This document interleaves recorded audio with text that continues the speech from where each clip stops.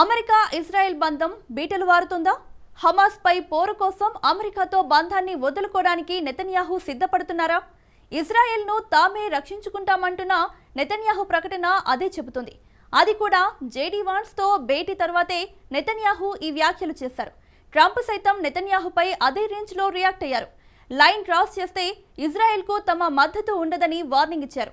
ఈ పరిణామాలకు వివాదాస్పద వెస్ట్ బ్యాంక్ కేర్ ఆఫ్ గా నిలిచింది. ఇంతకు ఇప్పటిదాకా బెస్ట్ ఫ్రెండ్స్ గా ఉన్న ఇజ్రాయెల్ అమెరికా మధ్య గ్యాప్ రావడానికి రీజన్ ఏంటి? వెస్ట్ బ్యాంక్ వేదికగా అసలేం జరుగుతుంది? మిడిల్ ఈస్ట్ లో నమ్మకమైన మిత్ర దేశాన్ని అమెరికా నిజంగా వదులుకుంటుందా? Let's watch. Best friends America Israel మధ్య గ్యాప్ వచ్చిందా? నెతన్యాహు వెస్ట్ బ్యాంక్ వ్యూహమే ట్రంప్ ఆగ్రహానికి రీజనా? వివాదాస్పద వెస్ట్ బ్యాంక్ కేరఫ్ గా జరుగుతున్న రచ్చ ఏంటి? అమెరికా ఇజ్రాయెల్ మధ్య ఎలాంటి స్నేహం ఉందో కొత్తగా చెప్పాల్సిన అవసరం లేదు. నెతన్యాహు ట్రంప్ స్నేహం గురించి పరిచయం చేయాల్సిన పని లేదు. దశాబ్దాలుగా అరబ్ దేశాలతో జరిగిన ప్రతి యుద్ధంలో ఇజ్రాయెల్ కోరిందల్లా ఇస్తూ వచ్చింది అగ్రరాజ్యం. ఇరాన్తో యుద్ధంలో నేరుగా రంగంలోకి దిగింది కూడా. నెతన్యాహు ఏది అడిగినా నిమిషాల్లో ఆమోదం తెలుపుతూ వచ్చారు ట్రంప్. ఈ ఇద్దరి స్నేహం గురించి తెలిసిన వారెవరూ విభేదాలు రావని అనుకుంటారు. కానీ కాలం ఎప్పుడూ ఒకేలా ఉండదు.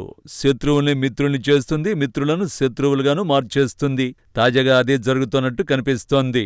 ఇప్పటి వరకు స్నేహగీతం పాడుకున్న నెతన్యాహు ట్రంప్ ఇప్పుడు వ్యూహాలు మారుస్తున్నారు. గాజా పీస్ డీల్ దగ్గర మొదలైన విభేదాలు వెస్ట్ బ్యాంక్ వేదికగా పీక్స్ కు చేరుకుంటున్నాయి. ఆ విభేదాలే మీతో మాకు పని లేదు అనే వరకు వెళ్ళాయి. First, in the last year, we've had an unmatched alliance and partnership with the United States. That is changing the Middle East, and it's also changing the world. It creates opportunities not only for security, but for the expansion of peace, which we're working on very, very diligently. And we're very excited to sit down and work together on the Gaza peace plan. We have a very, very tough task ahead of us, which is to disarm Hamas, but rebuild Gaza to make life better for the people in Gaza, but also to ensure that Hamas is no longer a threat to our friends in Israel. That's not easy. I think the Prime Minister knows that as well as anybody, but it's something that we're committed to in the Trump administration. And I think that we've, even in the past 24 hours, had a lot of good conversations with our friends in the Israeli government. Gaza peace deal పై చర్చల తర్వాత Israel ప్రధాని America ఉపాధ్యక్షుడు చేసిన ప్రకటనలే ఇవి. ఇద్దరు చాలా సానుకూలంగా స్పందించారు. తమ దేశాల మధ్య స్నేహం మిడిల్ ఈస్ట్ తో పాటు ప్రపంచానికి కీలకమని వ్యాఖ్యానించారు. కానీ ఆ ఇద్దరి మధ్య చర్చలంతా సానుకూలంగా అయితే జరగలేదు. అందుకు నెతన్యాహు వ్యాఖ్యలే ఉదాహరణ. గాజాలో అంతర్జాతీయ దళాల్ని మోహరిస్తే భవిష్యత్తులో ఆ ప్రాంతం నుంచి ఉద్భవించే భద్రతా ముప్పునకు ఇజ్రాయెల్ సమాధానం చెప్పే అవకాశాలు తగ్గిపోతాయని నెతన్యాహు అభిప్రాయపడ్డారు. ఇజ్రాయెల్ భద్రతను కాపాడేది ఇజ్రాయెల్ మాత్రమేనని స్పష్టం చేశారు. తాము ఇతర దేశాలపై ఆధారపడలేమని తేల్చి చెప్పారు. గాజా సంక్షోభం ముగియాలంటే రాజకీయ స్థాయిలో సమగ్ర పరిష్కారం అవసరమని నిపుణులు పేర్కొంటున్నారు. హమాస్ నిరాయుధీకరణతో పాటు పౌరుల భద్రతకు ప్రాధాన్యం ఇవ్వకపోతే మళ్లీ ఉద్రిక్తతలు చెలరేగే అవకాశం ఉందని హెచ్చరిస్తున్నారు. ఈ నేపథ్యంలోనే నెతన్యాహు వ్యాఖ్యలు చర్చనీయాంశంగా మారాయి. కట్ చేస్తే వెస్ట్ బ్యాంక్ కేరఫ్ గా అస్సలు రచ్చ రాజుకుంది.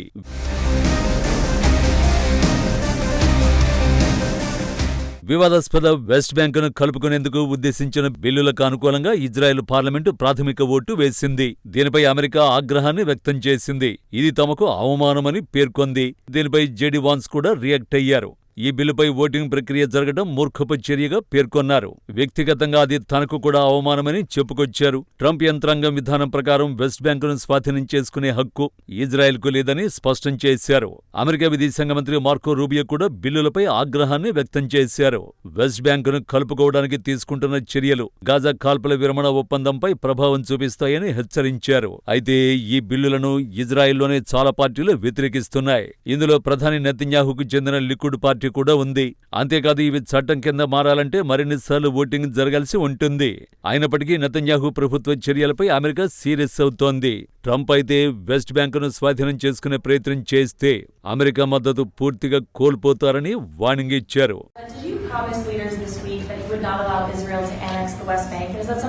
I will not allow Israel to annex the West Bank. No, I will not allow it.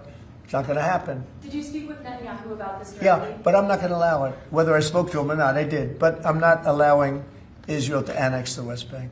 There's been enough. It's time to stop now, okay? Israel west బ్యాంకును స్వాధీనం చేసుకుంటే అది జరగనీయం. నేను Arab దేశాలకు మాటిచ్చా. ఇప్పుడు ఇజ్రాయెల్ అలా చేయలేదు. మనకు ప్రస్తుతం చాలా అరబ్ దేశాల మద్దతు ఉంది. ఇజ్రాయెల్ ఆ నిర్ణయం తీసుకుంటే అమెరికా నుంచి వచ్చే మద్దతు కోల్పోతారని ట్రంప్ స్పష్టం చేశారు. ఇజ్రాయెల్ అరబ్ దేశాల సంబంధాలపైన కీలక వ్యాఖ్యలు చేశారు. తన హయాంలోనే అబ్రహం ఒప్పందం కుదిరిందని, దాని ద్వారా ఇజ్రాయెల్, యుఏఈ, బహ్రెయిన్, మొరాకో వంటి దేశాలు స్నేహపూర్వక సంబంధాలు నెరపుతున్నాయన్నారు. త్వరలో ఆ శాంతి ఒప్పందంలో సౌదీ అరేబియా కూడా చేరే అవకాశం ఉందని, ఈ ఏడాది చివరి నాటికి ఆ ప్రక్రియ పూర్తవుతుందని ఆశిస్తున్నట్టు వెల్లడించారు. అంతేకాకుండా ఇజ్రాయెల్ గాజా యుద్ధం, ఇరాన్ అణు కార్యక్రమం వంటి సమస్యలు గతంలో ఇజ్రాయెల్ అరబ్ సంబంధాలను దెబ్బతీశాయని, కానీ ఇప్పుడు ఆ అవరోధాలు లేవని అభిప్రాయపడ్డారు. మధ్యప్రాచ్యంలో శాంతి సాధ్యమవుతుందన్న నమ్మకం తనకుందన్న ట్రంప్ దానికి ఇజ్రాయెల్ సహకారం తప్పనిసరని పేర్కొన్నారు. వెస్ట్ బ్యాంక్ స్వాధీన విషయంలో నెతన్యాహుకు ట్రంప్ చెప్పింది ఒక్కటే: స్వాధీనం దిశగా ఎటువంటి ప్రయత్నాలు చేసినా తమ మద్దతు ఉండదన్నదే.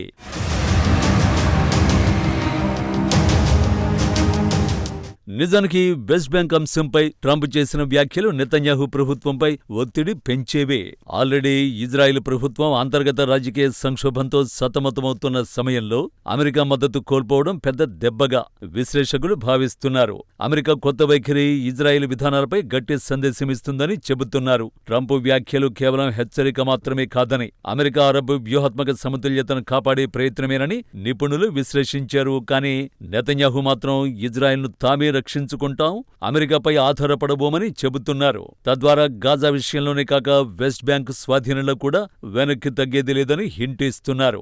ఇక్కడ నెతన్యాహు దూకుడుకు కారణం అమెరికా తమను వదులుకోదన్న నమ్మకమే. ఎందుకంటే పశ్చిమాసియాపై పట్టు కోసం అగ్రరాజ్యానికి ఇజ్రాయెల్తో సంబంధాలు ఎంత కీలకమో నెతన్యాహుకు తెలుసు. కాబట్టి గాజా లక్ష్యాలను చేరుకోవడానికి, వెస్ట్ బ్యాంక్ స్వాధీనానికి ఇదే రైట్ టైం అని భావిస్తున్నట్టు కనిపిస్తోంది. మరి ఈ విభేదాలు చివరకు ఎలాంటి మలుపులు తిరుగుతాయో చూడాలి.